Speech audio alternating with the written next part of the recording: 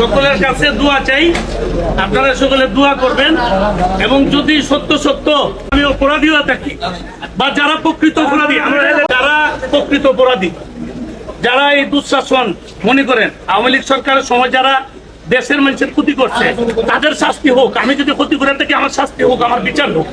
আর যদি আমি না করে থাকি, আমার মতো বা যারা নিরপরাধ তারা যেন এই পেরেশানির মধ্যে আল্লাহ যেন তারা মুক্ত রাখে, যেন সকলের কাছে চাই। আসসালামু আলাইকুম।